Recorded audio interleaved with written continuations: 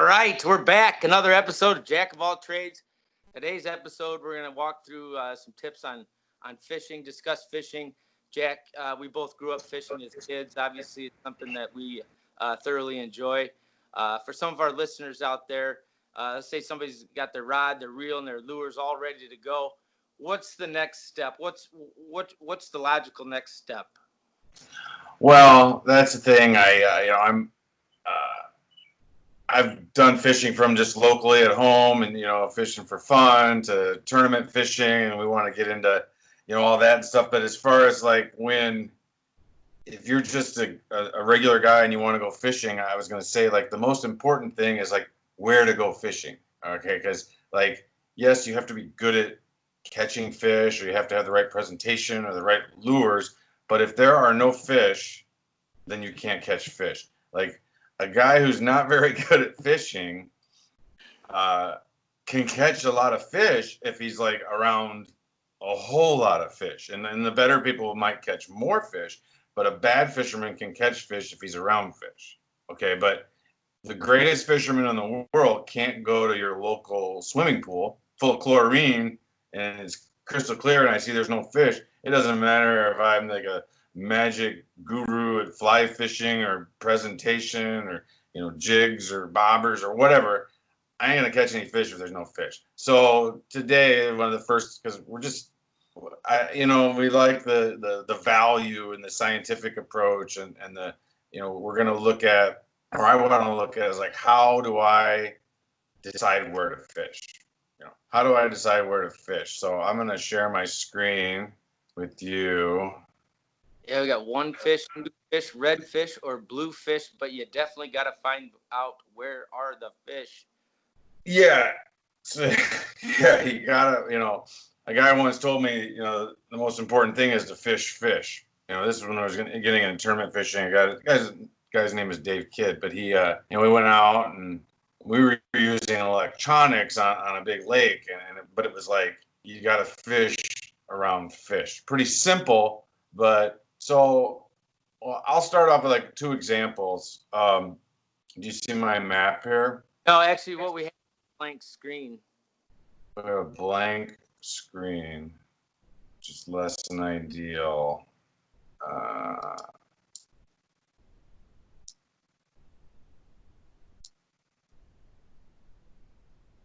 Well, we're going to take a look at, as soon as you can get home, we're looking at a Google map layout, and we can take an overhead view of. what do you see now? Still the same. We'll get this overhead view of, body water area in your state and wherever, depends on how far you want to go. Good fishing all over the country. You can find fish wherever you may be. Is it not sharing? No, a little We have technical. a little Skype breakdown here. Did it change there? No, same black. It's all blank. Hold on a second. How about now? We're back to the beginning when it was the two of us on a split screen. Right. So when I hit share, tell me when if you see you or new. Yeah, we're making progress. I can see your screen here. How about now? There you go. Google Maps. Right on. All right. Found Sorry about the technical difficulties there. So this is how I do it always. As far as, I mean, a lot of, I'm 50, okay, and a lot of my decisions on where to fish, when to fish, how to fish is going to be based on all the experience I've accrued in the past. But let's say I'm in a new area, or let's say I'm going to pick a new spot. I mean, I literally, if I'm going to pick a spot to take a vacation, a fishing trip, I'll zoom out, and I might and for me, generally, I know like over in Ohio and Lake Erie is where I like to walleye fish. My parents live up in Green Bay and have a lot of friends up in Wisconsin, the Green Bay area, fish there. So I might go up into, you know, Green Bay and just zoom in, here. And then I've got, then I've got this map and then I could look at like, a bay or a river in the spring where the fish. So that's kind of the bigger view, right? So I may decide to go to up in Lake of the Woods in Canada, up northern Minnesota. There's this lake, or so if you're planning a trip, you can do it that way. You can say like, well, where do I live and what's around me, and a lot of times I do a lot of I go to we've done some family vacations in the Panhandle of Florida, like Destin and stuff like that, and you can kind of go into you look on the map and you see like areas where there's islands or points or different types of thing, and then you might do a Google search of guides depending on what level of fishing you want to do. You might just go into like the town of Panama City or Destin or Pensacola and Gulf Shores, Alabama, somewhere in there, and just look for fishing guides or fishing piers, or just Google search fishing, and you kind of break it down that way as a new area to take a trip to. Okay. So, and that's kind of a more macro view. But like for now, I'm going to say like I live in Illinois. I'm sorry with the response. Can you see this map very well or no? Yeah, we got the whole map there. Okay. So I live in Naperville. So, and we'll do some more details later on kind of Naperville and what's going on. Is that it's funny that I have a little bit of a fishing background in tournaments, and my wife is in a contest that's a weekly tournament for bass fishing. So, like I said, yeah, maybe we'll do a little show on a little contest and how maybe you can do that. But for now, it's like the contest has made it so like I want to catch some bass. So if I live here in Naperville, one thing I could do is I get on this map and I see all this blue water, right? And I get on there and if I see this blue water, this is a map of like where I want to be. And so I might look for in this green, I might look for areas that are public, okay? And then I might look for areas that have specific names and lakes and forest reserves. But one good thing that I would look at too is like if there's a river, I might want to fish a river, and I look for widenings and openings around rivers or dams or bridges, things that might have structure or deeper water. But also, what a river can do is it'll have lakes around it that may be fed by the river, or they might be overflows, and it's just, and that's kind of like a jumping off point, and then you'll also, like any of these areas that have forest reserves or names, do a further Google search. So let's just say I've got this Blackwell Forest Preserve. Okay, so I might just say Blackwell Forest Preserve and just click on a Google search of that, and it's like, am I in the right state? This is Warrenville, DuPage County. Okay, great. And I'll click on that, and of course it's slower than I want it to be. What's that? A way to kind of find out what kind of types of fish are actually in this forest preserve, right? Like so kind of what you need to bring along. Right, and it's like, well, if I want to find fish, then I just go and say like, okay, I looked on the map and I found Blackwell Forest Reserve. I saw a big lake there, and this is 10 minutes from my house, let's say. And so you find something similar, and then I click on fishing, and there's just a little write up here, combined Silver Lake, white pond, sand pond, great fishing for bluegill, catfish, largemouth, northern pike, rainbow trout, walleye. So now you've got all these different types of fish. Does that fit like what you're going after? And then it talks about how, the licensing requirements and who can do this, and it talks they have a trout fishing program, and then here, click, they have a fishing page, right? So it has, even more details in what kind of fish, and then it has and then it has, forest reserve, and it has different different forest preserves that you could find, whether it be in your area. So there's this Rice Lake, Donata, East Branch. These are all things you could put into the map and see how close they are, and they happen to be, very close.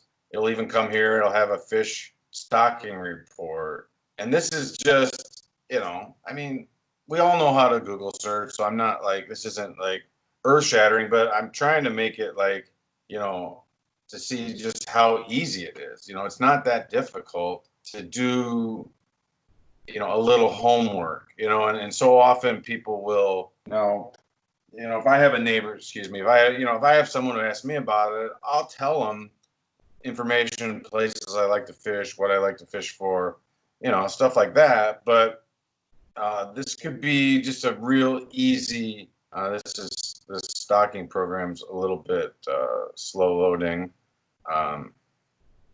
But anyway, I'll go back to Google. So that was just, I live here, and then I see this Blackwell Forest Preserve. Now, what I'll also do is go to like a satellite view. Yeah, I love satellite view. That's my go-to, man. That's my jam. Right. So this kind of gives you an idea of like how sometimes you can see like what type of lake it is, how you can even see a little bit like how deep the water is or how shallow the water might be. And what I do, and this is just a hint, like since I live in DuPage County, there's this DuPage River that's pretty fertile that I know has fish in it and people fish it. What I have done and wanted to do is like, I'll go out in here and I'll look on the river and see places that are either connected to the river or might be connected to the river, when it floods. And I've just personally found that being, a good way to find fishable lakes. And like I look on something like this here. This is a lake I happened to find in the last couple of weeks. And so here's the west branch of the DuPage River. And then it's connected as this little pond.